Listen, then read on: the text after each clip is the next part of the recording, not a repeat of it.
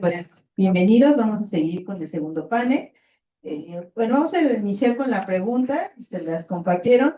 ¿Por qué fue importante un ejercicio colaborativo de reflexión y evaluación sobre los avances y limitaciones del proceso de reforma en el Instituto Politécnico Nacional?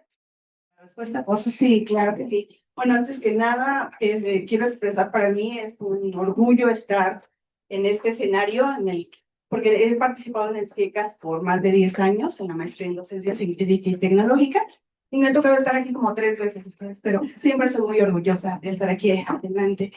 Y el segundo motivo de orgullo es pues estar en este grupo al que convocó nuestra querida amiga Rocío Huerta, y compartiendo con mis queridas colegas que también conozco desde hace mucho tiempo, pero que ahora entramos a otra fase en la que nos conocemos de una manera más cercana, ¿no? Más profunda.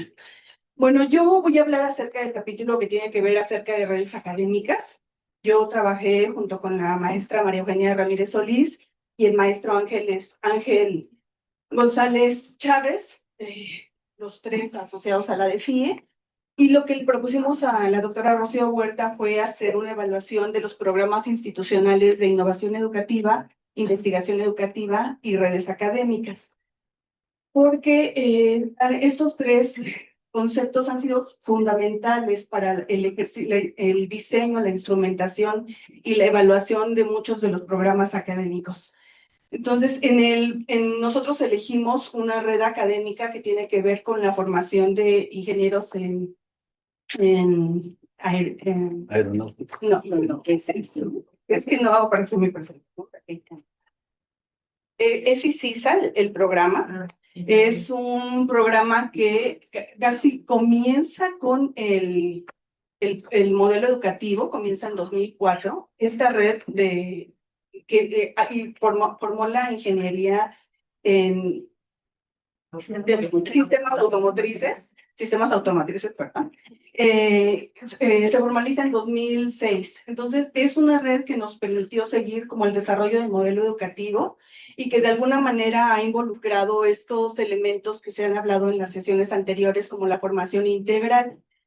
A pesar de que efectivamente el modelo educativo surgió de las autoridades y de un grupo de asesores, quienes tuvimos que instrumentarlos, pues somos los profesores y los programas académicos y los cuerpos al interior de cada una de las unidades académicas.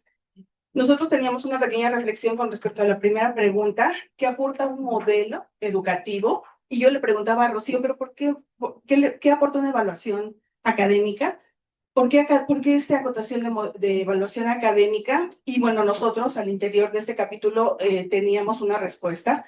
Si se trata de evaluar una licenciatura o una ingeniería, pues tenemos los organismos acreditadores. No era ese el tipo de evaluación que nos interesaba.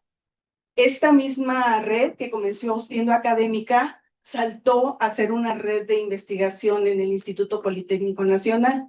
Entonces, en estas redes de investigación hay otro lenguaje de evaluación, cómo se les evalúa con estos números, ¿no? que mencionabas un poco, Manuela.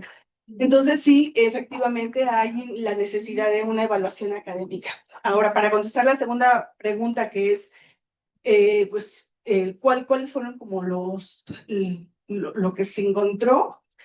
Pienso que en esta investigación que hicimos de la red, de verdad, Ángel tendría que estar aquí comentando los hallazgos de este capítulo, porque él está muy emocionado en cómo esta red que les digo que nace en 2004, este programa educativo que nace en 2004, fue avanzando contracorriente con muchas de las cosas que estaban establecidas, como el hecho de que una licenciatura se manejara en diferentes unidades académicas. Entonces, ahora ya reconocemos a esta ingeniería como en la que participan todas las ESIMES, participa UPIXA, participa UPITA, participan las unidades foráneas de León, de Puebla, de Hidalgo, pero eso, la verdad es que no, a pesar de que estaba de alguna manera enunciado en el modelo educativo, no se sabía cómo hacerlo.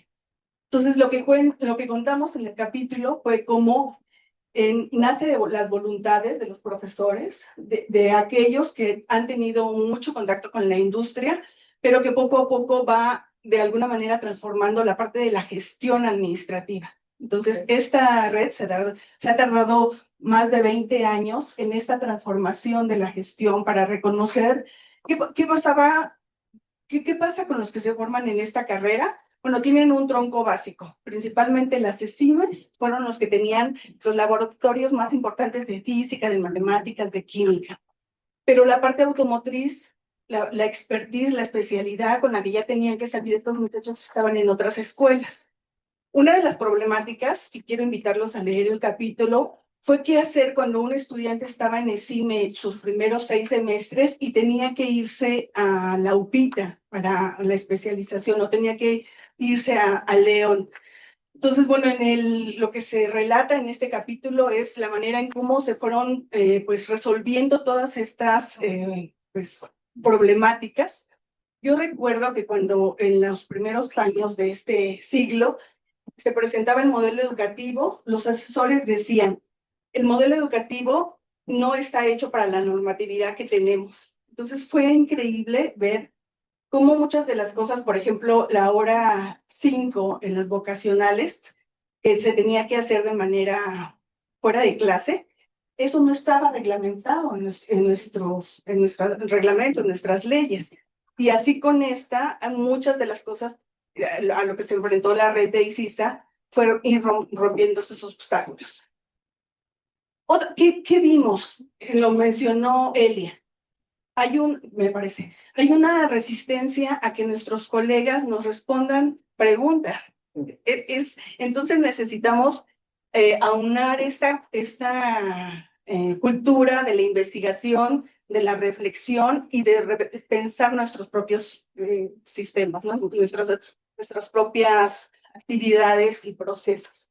Entonces, eso fue lo que quiero expresarles, quiero invitarlos a leer el capítulo. Y bueno, es el ejemplo de una red que venció varios obstáculos para hacer. Por supuesto que una de las cosas que notamos como importante en este capítulo es la voluntad política de las autoridades. Esta red no pudo haberse, este programa académico, esta red y ahora la red de investigación, no pudo ser posible sin que pues elementos de la comunidad claves lo hicieran posible. Nosotros pensamos que algo así necesita la red de investigación educativa. Hay materia para hacerlo, pero necesitamos algunas voluntades y unos liderazgos como el que, bueno, Rocío en este caso, pero que reconozco en muchos de los colegas que estamos aquí sentados lo tienen. Entonces, es así como respondo a la pregunta, doctora Mila.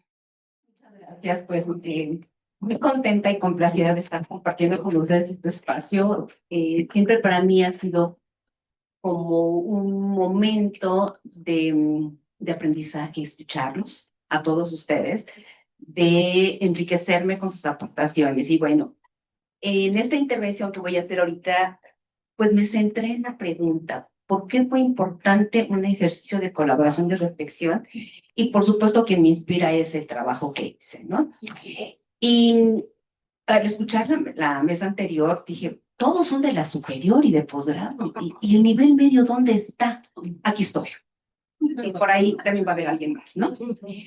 Y bueno, el trabajo que yo integro y que espero se autorice para la publicación es un trabajo que tiene que ver con una innovación muy importante en nuestro nivel medio superior y que se ha sostenido a lo largo de 20 años por muchas razones y por otras tantas necesitas más impulso. Y me estoy refiriendo al proyecto Aula. Aquí el proyecto Aula. Ajá. Y en este proyecto lo que encontramos fue qué ocurre con este proceso de apropiación de las innovaciones y bueno, cómo se vive la reforma. Y entonces empiezo mi reflexión pensando en que voy a tomar este ejemplo tan básico de la relación entre la teoría y la práctica.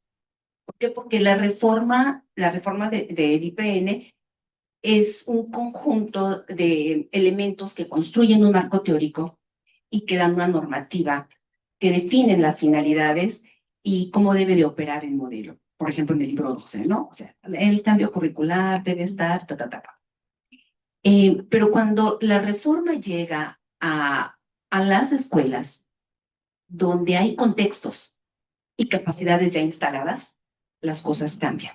Este plano normativo a esta parte, digamos, de lo teórico a lo práctico, hay un tránsito, un montón de cosas que ocurren en ese proceso. Nos encontramos, claro, que hay actores que tienen que sostener esta reforma, estos cambios, estas propuestas.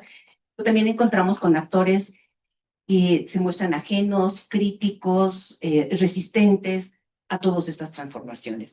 Y entonces, reconocer cuál es el avance y los logros de nuestra reforma no pueden quedarse en la parte normativa, sino tienen que leerse a partir de justamente de estos actores que han hecho este esfuerzo por concretarlo, por llevarlo a cabo, y nos encontramos en las reflexiones, lo escribí también, el entusiasmo y la colaboración de los profesores en este proyecto del Proyecto Aula. Maestros realmente entusiastas por formar en sus alumnos esta idea del trabajo interdisciplinar, de desarrollar la creatividad, el trabajo en equipo, de liderazgo.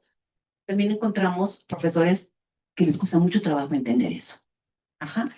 Y encontramos también que se ha sostenido 20 años este proyecto porque ha habido una voluntad política. Si ustedes han escuchado, al nivel medio superior, hay hasta exposiciones que hablan de los productos del Proyecto Aula. Claro, va el mejor producto de una escuela que puede tener 20, 30 o 40 grupos. ¿Sí? Y que los resultados son, pues, también variados en función de quienes están trabajando. Cuando nos plantea esta pregunta, esta mesa es, ¿qué es importante este ejercicio colaborativo? Porque necesitamos leer a los maestros, necesitamos acercarnos a cada una de las realidades para entender los contextos. Y esto no puede ser posible si no unimos los esfuerzos para hacer estas lecturas diversas sobre diferentes puntos, sobre diferentes avances, sobre diferentes logros y sobre diferentes programas, proyectos o estrategias que se han implementado. Si bien es cierto que cada uno de nosotros construye y aporta un granito de arena para la implementación de esta reforma, para la mejora de la calidad educativa de nuestro instituto, todos no tenemos claro, como así lo indican los supuestos del modelo de innovación que propone Ortega y colaboradores, es que los problemas de la educación no son específicos de individuales. No es que un maestro o una escuela esté funcionando o no esté funcionando bien, sino que es un problema del sistema, y esto también ya lo dijeron los compañeros anteriormente, ¿no? Pero que además el cuerpo académico, el cuerpo colegiado, es el responsable de las auténticas transformaciones que hace el instituto.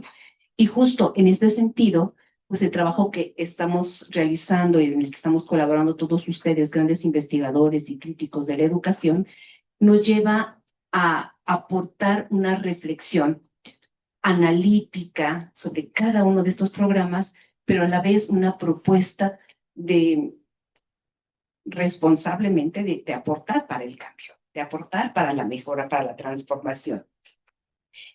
La reflexión colaborativa la percibo como un ejercicio de engranaje en toda esta máquina de la dinámica institucional y cumple algunas funciones. Por ejemplo, esta reflexión colaborativa nos ha permitido resignificar la experiencia de cada uno de estos proyectos, programas, estrategias implementadas, ¿no? También nos permite interpretar la complejidad de lo que se vive en el instituto. Ya se ha mencionado, ¿no? Nuestro instituto es un espacio complejo. El nivel medio tiene sus características, pero cada escuela, pero cada profesor, pero cada programa, el nivel superior, el nivel de posgrado, o sea, hay una complejidad y que a través de esta revisión de reflexión crítica en la que nos hemos sumado, pues encontramos la posibilidad de interpretar esta complejidad. Y además porque esta reflexión colaborativa y reflexión crítica nos permite tomar conciencia de las experiencias y hacer un mapeo de cómo están las cosas. La tutoría, qué programa tan bonito, cómo está funcionando, ¿no? El proyecto habla, qué proyecto tan bonito y tan interesante, cómo está funcionando. Entonces, hacer estos análisis nos van a permitir tal vez converger en algunos puntos en donde encontremos que sí son las políticas, las estrategias, las cuestiones administrativas, porque en realidad los maestros nos enfrentamos a la parte académica, pero también a la parte de la presión administrativa de los resultados, ¿no? Entonces, en esta reflexión quiero dejar claro que nosotros estamos trabajando como investigadores o con estos procesos de investigación, no para entregar un dato concreto, sino para aportar evidencias precisas que permitan guiar un cambio. Y estas evidencias esperamos que las autoridades correspondientes puedan aceptarlas, observarlas, analizarlas objetivamente, como hemos intentado hacer nosotros, para poder hacer esta transformación. Pues muchas gracias. Muchas gracias. No sé si le llegó es una lámina en donde intento exponer cuáles son algunas de las reflexiones de este ejercicio. Gracias. Porque cuando mandó Rocío esta parte de las preguntas, yo dije, ah, caray, pues, ¿por dónde empezamos? Me preguntaba sobre, ¿hacemos un ejercicio colaborativo aquí en el instituto? ¿Hacemos evaluaciones y qué tipo de evaluaciones? Y a partir de eso empecé a hacerme estas preguntas desde mi propio ejercicio profesional, desde la propuesta que he hecho en lo que he trabajado en los últimos años.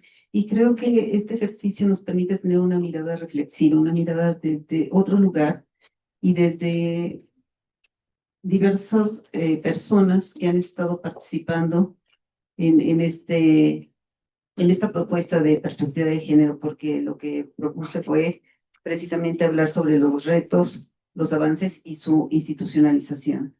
Y en ese sentido, este tipo de evaluación, como ya lo han comentado mis compañeros y compañeras, tiene todo un bagaje de aspectos que tenemos que yo al menos tomo en cuenta, quiero hablar solamente en primera persona, porque creo que en esta propuesta que se hizo existe mucha resistencia cultural al cambio. Esta evaluación, como lo comenté en momentos anteriores, siempre lo hacemos desde la parte de los informes, de mostrar aquello bonito, aquello que hemos alcanzado con indicadores, con propuestas, con proyectos, con programas.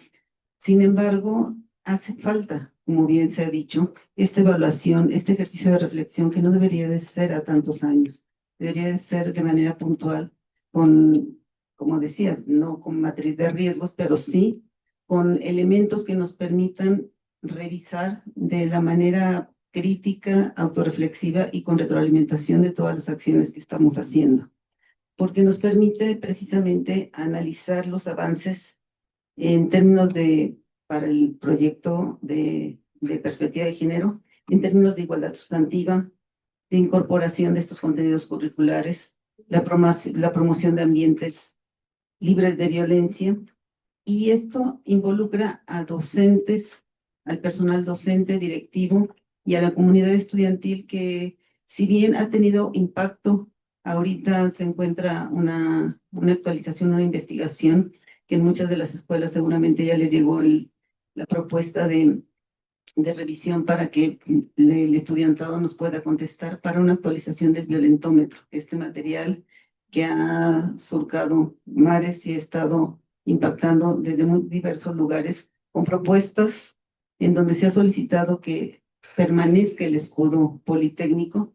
Sin embargo, me he encontrado más de 100 violentómetros en Latinoamérica, en Europa, en muchos lugares, en donde se adjudican sin darle el crédito a la institución. No obstante eso, esta revisión y este seguimiento institucional debería de continuar para darle los créditos necesarios a la propia institución. Lo que he también revisado desde esta parte de la evaluación es que yo creo que yo tengo que reconocer que desde mi perspectiva no existe una evaluación. Tenemos una forma cultural muy vertical en el Politécnico, en donde a veces no se nos permite, desde los diversos lugares que ocupamos como investigadora, como analista, como directiva, tener otro tipo de contactos. Y esta forma vertical de realizar acciones nos impide en muchos momentos hacer propuestas que puedan ser de beneficio. Por ejemplo, la falta de equidad en puestos directivos, directoras y directores, la parte de reconocer algunas limitaciones a través del diálogo y la reflexión colectiva. Todo debe de ir con un permiso muy en específico y desde ese lugar es necesario generar espacios participativos de análisis porque nos permitiría ponerle voz a estos grupos que están subrepresentados en todas las escuelas, en todos los espacios y que puedan favorecer una participación y construcción de estas propuestas de círculos de trabajo que nos permitan tener una igualdad en la voz en cada una de las propuestas. Este ejercicio colaborativo, después de crear el programa, la propuesta de programa que no estaba, como he dicho, en la planeación estratégica del modelo educativo, creo que ha sido toda una afrenta, casi de la propuesta institucional, porque consolidarlo en unidad, sí, ya termino, desde la mirada de las redes de género, que fue lo que se realizó en el artículo, las redes de género, e incluso en investigaciones, una entrevista que se hizo a las ex directivas de la unidad de género, nos permite revisar que se tiene que reconducir las acciones que se están realizando, porque se ha incluido prácticamente el tema a voz de ellas y opinión de las directoras y de las redes de género, se ha ido hacia las denuncias y los objetivos iniciales de lo que fue la creación de la unidad de género se han diluido y es importante retomarlos. Muchas gracias. Muchas gracias, Rocío, por la oportunidad. Gracias a la directora por abrir estos espacios. Y yo iniciaré un comentario con un pensamiento de Heráclito de Éfeso. Lo único constante es el cambio. Cualquier institución, cualquier ente que no cambie está condenado al fracaso y a la desaparición. Y el Instituto Politécnico Nacional no va a ser la excepción. En ese sentido, al igual que la maestra, a mí me interesa el nivel medio superior y el nivel básico. ¿Por qué razón? El Instituto Politécnico Nacional fue creado, como lo decía muy acertadamente la doctora, con una visión futurista impresionante. Y se construye buscando tener su propio semillero que alimente a las escuelas. Estamos hablando en principio de las prevocacionales secundarias, después las vocacionales y finalmente el nivel superior.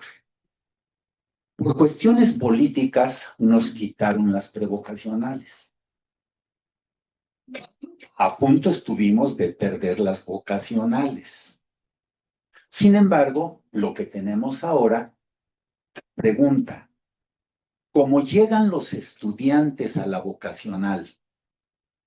¿Es lo que requiere la vocacional y es lo que requiere el instituto para continuar formando sus cuadros ya profesionales? La respuesta es muy fácil. No. Hay una desvinculación total entre el nivel medio superior y el nivel básico. Y hay una gran desvinculación entre el nivel medio superior y las condiciones o los requisitos que quieren las distintas escuelas superiores. Y baste, si son tan amables en algún momento que tengan, que vean cuál es el perfil de ingreso que pide cada una de las vocacionales y cuál es el perfil de egreso que están ofertando. Pero al mismo tiempo, el perfil de egreso va a ser el perfil de ingreso de las distintas licenciaturas. Y pareciera ser que estamos en un terreno completamente distinto. Son escuelas completamente diferentes. Se ha hablado ahorita aquí de modelo educativo. Yo quisiera ir más allá. Yo creo que no debe de ser un modelo educativo.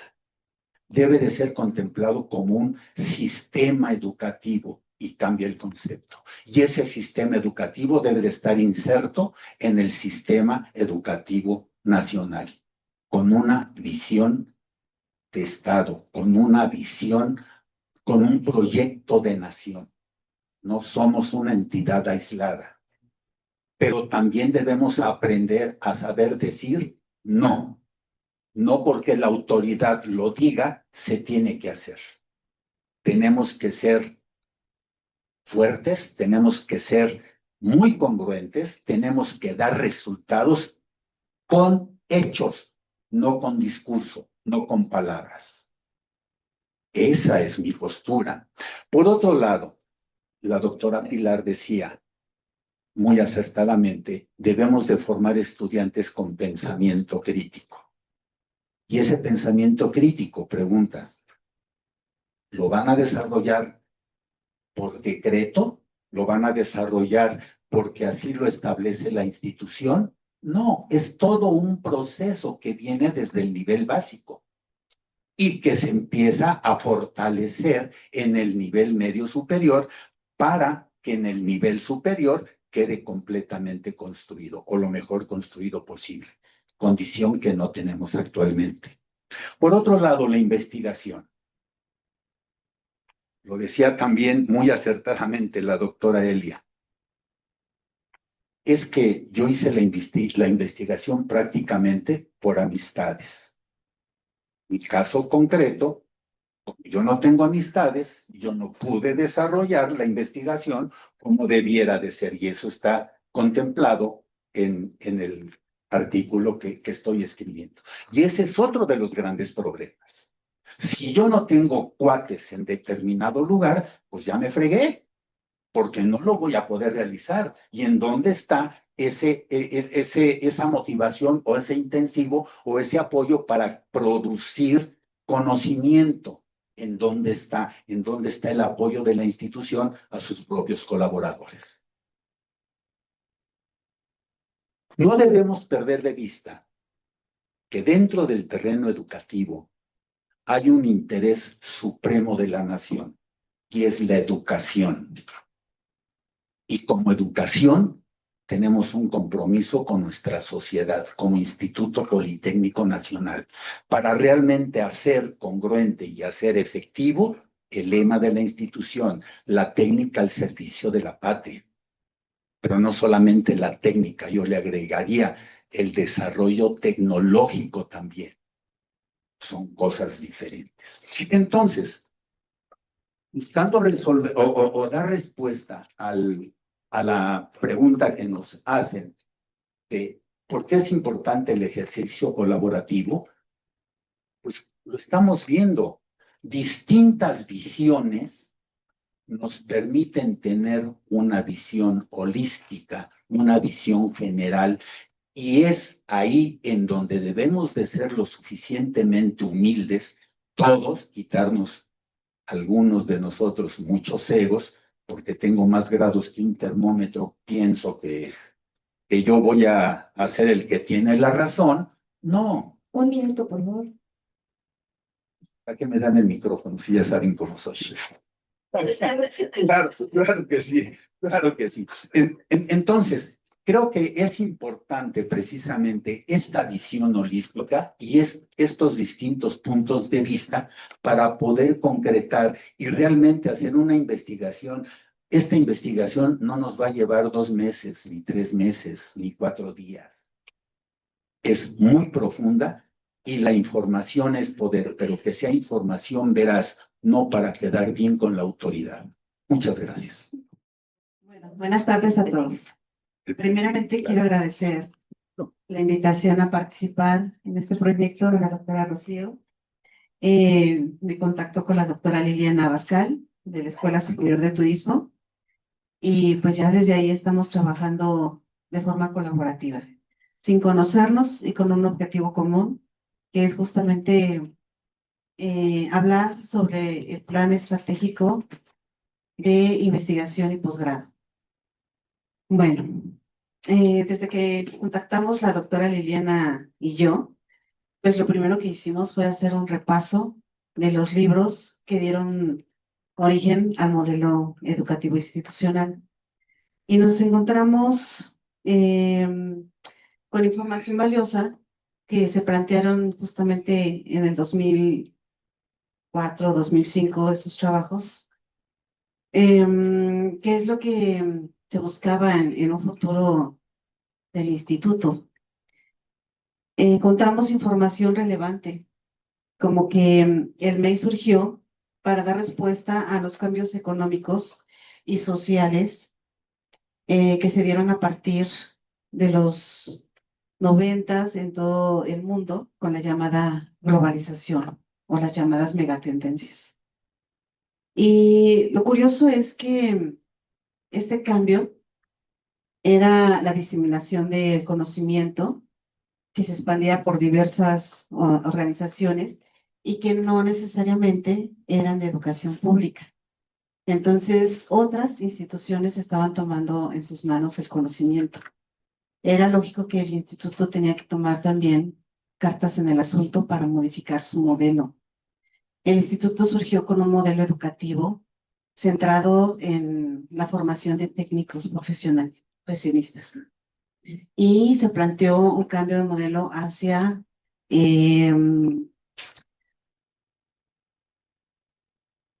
formar gente ahora creativa, formar gente que produciera innovación, que produciera cambios a la sociedad. Y curiosamente, en el tema de la investigación, yo soy parte de dos programas, uno de maestría y uno de doctorado.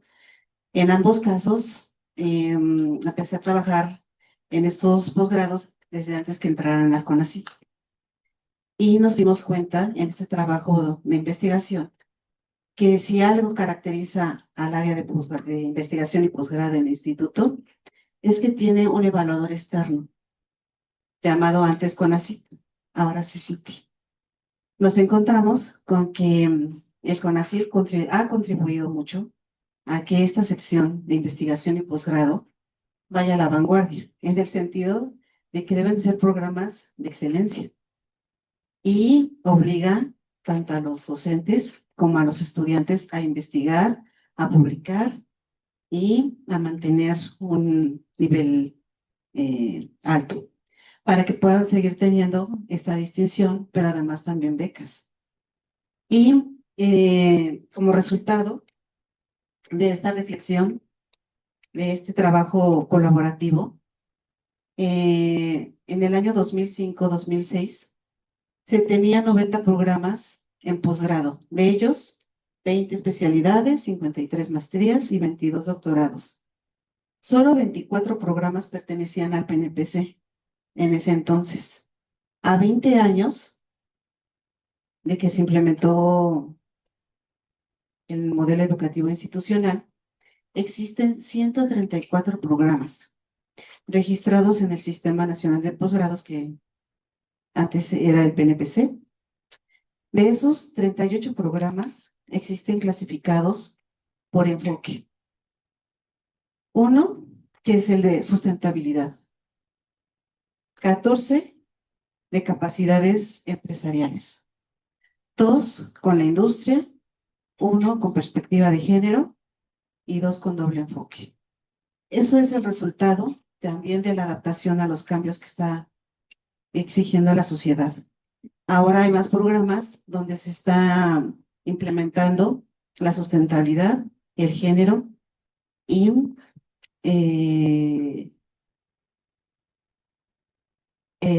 atención a los problemas sociales.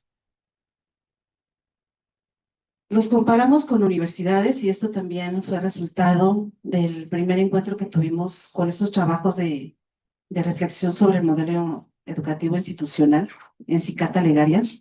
Algunos compañeros nos dijeron, bueno, ¿y cómo se han medido a nivel posgrado con otras instituciones? Hicimos una revisión de otros posgrados, pero pues prácticamente es con la UNAM, con la UAM. Y lo interesante es que estas tres universidades, incluyendo al Politécnico, desde luego, en su conjunto consumen 31% del presupuesto destinado a educación. Un minuto.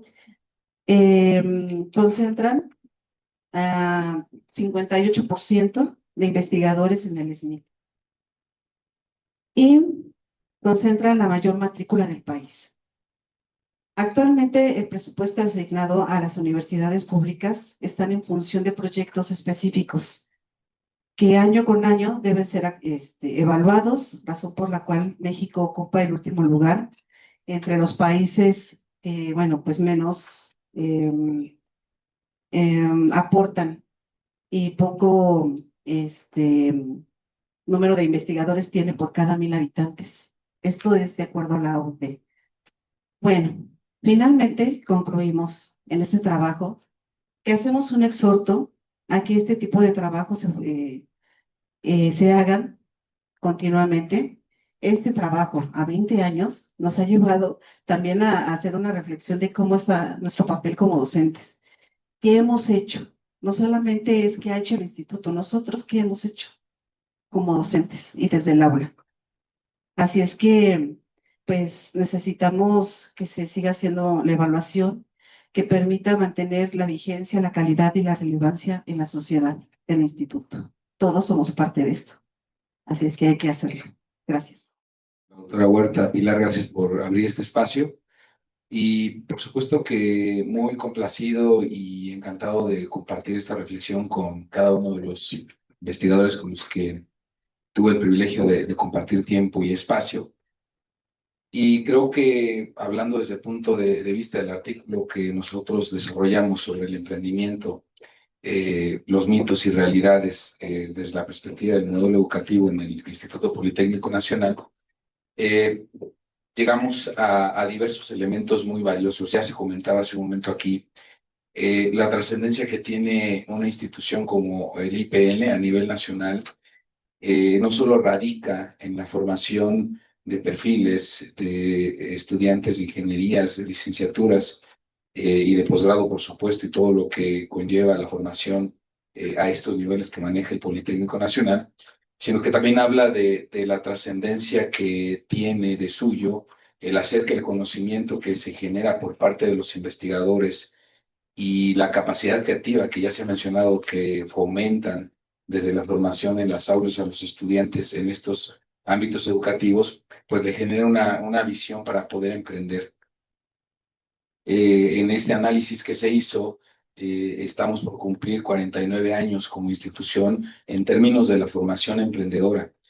Somos una institución que tradicionalmente desde su propia creación tuvo esta encomienda de buscar integrar el conocimiento técnico y posteriormente tecnológico al ámbito productivo. Y en ello, de este trabajo que hicimos y que estuvimos dialogando, nos pone de manifiesto que la tarea que el Instituto Politécnico Nacional ha hecho en estos casi 50 años en esta materia de emprendimiento es muy relevante.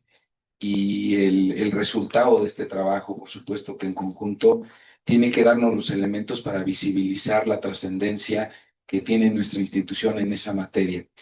Muchos de los que están aquí quizás lo recuerdan o tal vez no, pero durante muchos años y quizá en la década que está recién por terminar en términos de la trayectoria de la institución, una institución que movió no solo voluntades políticas, sino movió también esta capacidad creativa que existía no solo en los territorios en los que ya el Politécnico Nacional estaba físicamente. Hablo del caso de Hidalgo, el caso de Durango, el caso, por supuesto, de Guanajuato, y todo este crecimiento exponencial que vivió el Instituto Politécnico Nacional, centrado en una promesa fundamental que hoy la sigue cumpliendo y que no debemos de dejarlo pasar, de ser un ente transformador de la sociedad. Y volviendo de manera particular a este punto que me dieron la posibilidad de platicar, pues creo que es importante señalarles que la aportación que el Instituto Politécnico Nacional ha hecho a la educación emprendedora desde las universidades, es de las más relevantes del país.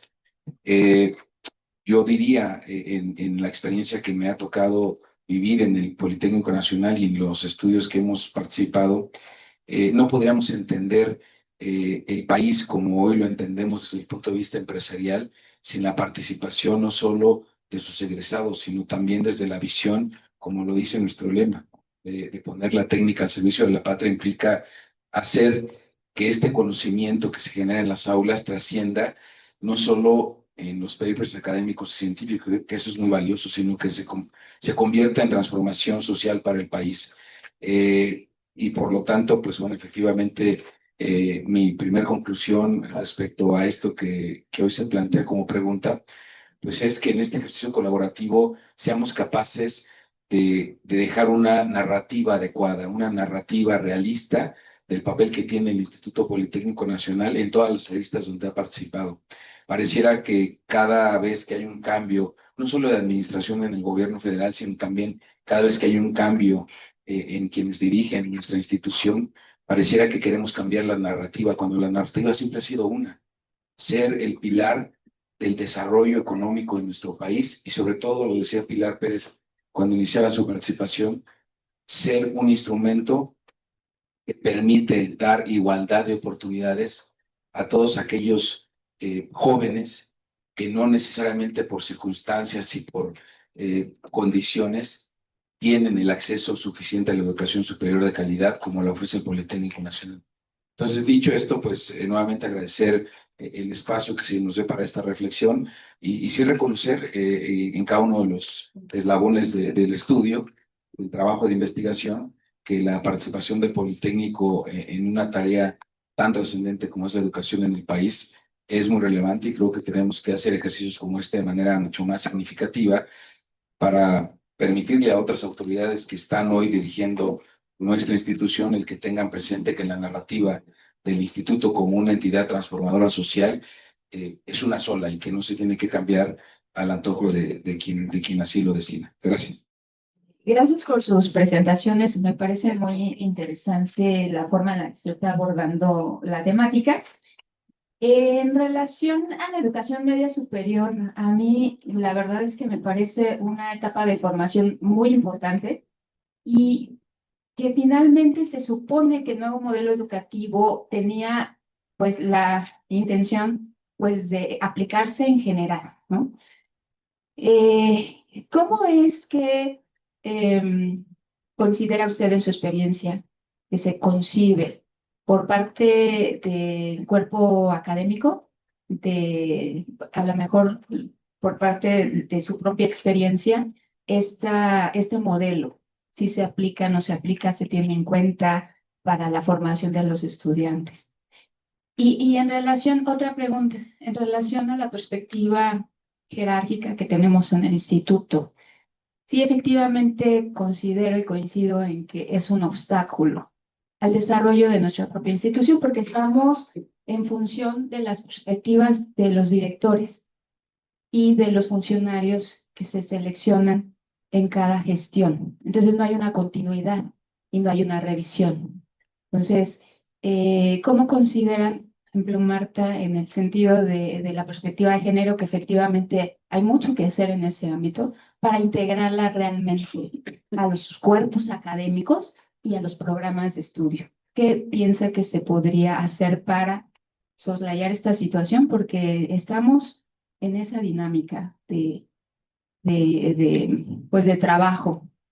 Y al doctor Gerardo Armijo, efectivamente considero que la visión de transformación es importante, pero en su experiencia, ¿cómo es que piensa usted que se podría dar una transformación hacia el pensamiento crítico, que finalmente es algo que se dice mucho en todos los textos educativos, pero que finalmente para aterrizarla se requieren una serie de perspectivas tanto de conocimiento como didáctica para generarlas? Por su participación. En el documento del modelo educativo, en el libro número 1, se planteaba como una premisa, un criterio fundamental, el que los programas de estudio en general de nivel medio superior y superior tenían que cubrirse en cargas horarias de 25 horas a la semana, cuando mucho, para no sobresaturar a los estudiantes de información y plantearlos en la idea de desarrollar su propio aprendizaje con el apoyo de un docente y el poder incorporar en la currícula actividades culturales, deportivas, el inglés, bueno, que en nivel medio superior sí está, y también las actividades de tutoría. Hoy tenemos programas de estudio que van de 32 a 36 horas, 38 horas en algunos casos en el nivel medio superior, y esa premisa que era muy importante para poder hacer realidad el modelo educativo, pues no está. Seguimos sobrecargando a los estudiantes de información. ¿Qué cambios requerimos ahí? Gracias. Una pregunta para todos. Vemos, bueno, está un modelo educativo con diferentes dimensiones, diferentes aristas. Me tocó también participar con lo de emprendimiento. Gracias por la oportunidad. A Rocío Huerta, a Pilar por la invitación, la colaboración con Alberto. Pero ¿cómo generar o cómo ir adaptando este modelo? Porque también se ha comentado, no se trata de destruir algo que está y decir no sirve, sino cómo tomar una base, cómo generar instrumentos, herramientas para irlo adaptando a los diferentes contextos.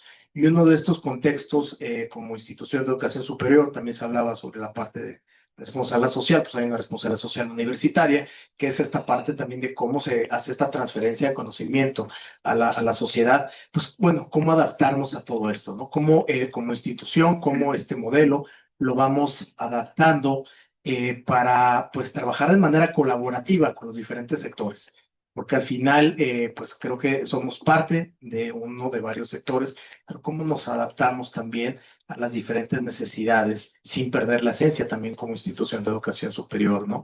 Creo que es algo que hemos visto también en tema de emprendimiento, cómo sí se han reducido pues ciertos mecanismos para poder lograr vinculación, emprendimiento, llegar a este tema de innovación que se habla mucho, ¿no? Pero de manera general, cómo hacer estos instrumentos, cómo adaptarnos a este modelo nuevo, qué instrumentos y herramientas tendríamos que estar considerando para adaptarlo a los diferentes contextos. ¿Qué tanto en el nivel medio superior se aplica el modelo educativo? No investigué el dato específico en la parte cuantitativa. Lo que sí te puedo decir que cualitativamente hay una implementación del modelo, incluso del proyecto del que les hablo, del proyecto Aula, es una propuesta que surge desde nuestra área central de organización, que es la Dirección de Educación Media Superior, donde proponen la metodología del proyecto como la oportunidad para integrar los diferentes componentes del modelo educativo. Este proyecto surge bajo este principio, pues, ¿no? Este proyecto puede ofrecernos la posibilidad de integrar diferentes componentes del modelo educativo en una concreción en el aula, con los estudiantes, participando todos los profesores. Esto es la teoría. ¿Qué está pasando en la práctica? En la práctica estamos viendo que los maestros están saturados de tiempo. Ajá. Entonces, desarrollar un proyecto implica una comunicación permanente y sostenida con quienes participan en el proyecto. Los maestros tienen grupos de 50 a 60 alumnos, tienen 20 horas 30 clases con 22 horas de contratación.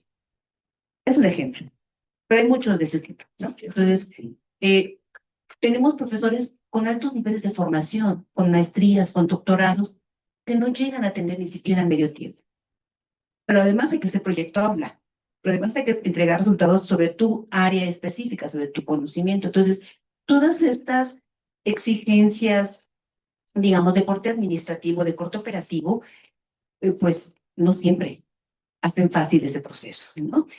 Y de lo que yo les explico en este artículo que construyo es, a partir de todo lo que preguntamos y lo que investigamos, pero además quiero hacer un paréntesis, fue muy interesante que empiezo a, primero les digo a las autoridades, voy a entrevistar a profesores para este proyecto, no vayan a pensar que estoy haciendo una grilla por ahí especial, ¿no? Entonces, me sugieren profesores. Pues platica con fulanito, platica con menganito, entonces pues voy directamente a preguntarle. Algunos no quieren participar, no quieren ser escuchados. Esto es también un problema de la práctica docente, del perfil del docente que le gusta trabajar en solitario, y yo en mi aula y nada más, ¿no? Entonces, esta es una complejidad para la investigación. Pero cuando investigamos, curiosamente los profesores me decían, oye, ¿y por qué no entrevistas también a fulanito? Oye, ¿por qué no entrevistas también a menganito? Y yo pasaba por el pasillo, ¿me van a entrevistar a mí también? Entonces eso me llenó de muchísima emoción porque quiere decir que también hay voces que quieren ser escuchadas. Y entonces lo que escuchamos fue todo el entusiasmo sobre el proyecto, todos los logros sobre el proyecto, pero también escuchamos las voces que nos decían, sí, pero está complicado, que no todos los maestros pueden, y luego no se comunican, y tengo que decirles a mis alumnos que por favor hablen con ellos, o les tengo que mandar un correo que nunca me contestan, o tengo que enfrentarme. Entonces empezamos a ver los obstáculos que también existen ante una puesta en común tan grande. Entonces, el modelo se está aplicando en estos procesos, ejemplo del proyecto Block, pero no es el único, ¿no? O sea, hay otros momentos en los que también se da cuenta de cómo se establecen esos proyectos, porque en el nivel medio tenemos otras oportunidades de demostrar cómo el alumno está integrando el conocimiento, cómo se está vinculando con la realidad, que es un punto importante del modelo, ¿no? Vincular la teoría con la práctica y el contexto. Pues hay estas manifestaciones. Podríamos ir cerrando porque estamos un poco. Pero fundamentalmente quiero cerrar diciendo que aunque hay todos estos marcos normativos, aunque hay todas estas estrategias, estas propuestas coordinadas y apoyadas con ciertas políticas, es compleja la operación del proceso. Me quedo aquí, doctora Rosso, ya no le contesté. Adelante. Sí, sí, claro. Bueno, yo quisiera contestar con respecto al tema de lo que es la comunicación que existe en el instituto y la toma de decisiones, que considero que debido al origen y creación de la propia institución, se tiene este formato. Por eso la palabra ejercicio colaborativo viene bien. Es importante hacer una revisión desde diversos lugares, desde diversas personas, incluso temporalidad. Y en ese sentido, considero que es importante, bueno, voy a comentar que en el año 2000 me pidieron una propuesta para revisar cuál era la radiografía de las mujeres en el instituto, para una enciclopedia que se llamó Mujeres Mexicanas del siglo XX. Y ahí yo hice un recuento de cuántas mujeres y cuántos hombres, cuántas personas estaban en el Consejo General Consultivo y cuántas había como directoras de nivel medio, en donde había una, y también había una persona que estaba en el Consejo sin voz. Sí, sí asistía, pero sin voto. Entonces, cuando yo hice esta presentación del documento, rápidamente me la rechazaron institucionalmente en esa época. Finalmente está publicada.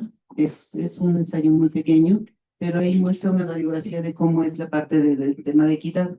Cuando estuve en lo que es como directora de la unidad de género, hice la propuesta de que se hicieran una selección de precisamente directivos y directivas sin foto y sin nombre, porque esto te permitiría en la propuesta de las ternas conocer los logros. Obviamente hay publicaciones, pero las trayectorias también hablan, porque la fotografía también implica toda una credencial y las relaciones intrínsecas que existen en parte institucional también se dan.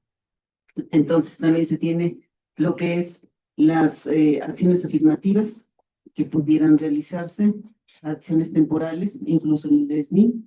Si quieres, en forma posterior podemos platicar sobre la última investigación que hice sobre el impacto que hay en las mujeres investigadoras del SNI en el cuidado de adultos y adultas mayores. Es todo un tema. Y hasta ahí lo dejo, Astrid. 1968, ingreso a la vocacional, plan de 2 años. Salíamos con un excelente conocimiento de cálculo integral. Actualidad, 3 años y salen con problemas y graves. Número 1. Número 2. Si yo soy alfarero y me piden que entregue porcelana china, lo voy a hacer. Pero me dan barro negro de Oaxaca. Lo más que puedo hacer son muy buenas ollas, buenas cazuelas, pero no voy a poder entregar porcelana china. ¿Qué quiero decir con esto? ¿Cómo están llegando nuestros estudiantes de secundaria a la vocacional? Pongo un ejemplo muy sencillo. 5 por 8, ¿cuánto es? Ah, pero ten cuidado, porque si pones 8 por 5, te va a dar un resultado diferente. Y se la creen. Parte del pensamiento crítico. Pensamiento crítico no se da por decreto. Es todo un proceso de análisis y que debe de estar vinculado en principio con la comprensión de la lectura y lectura de comprensión. Transversalidad. ¿Se hace esto en las academias?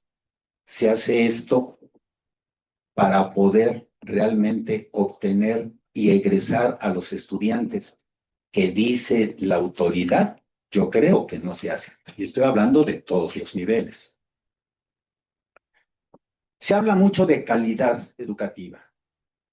¿Qué entendemos por calidad educativa? ¿A qué nos referimos con calidad?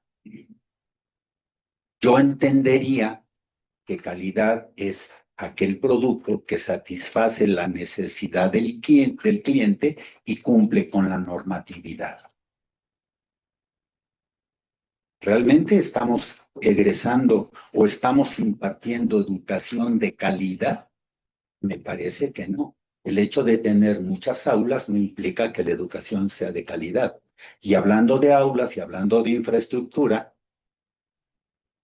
ahora están o van a imponer, tengo entendido, que se acepten no sé cuántos miles más de estudiantes en el Politécnico. La pregunta es, ¿en qué aulas se van a poner? ¿Con qué profesores se van a atender? Pero si la autoridad no sabe decir no por esto y lo sustenta, bueno, pues ahí tenemos un gran problema para el próximo ciclo escolar. Y estoy hablando ahora de infraestructura. ¿Pudiéramos ir cerrando, por favor? Bien, podemos hablar mucho, pero muchas gracias.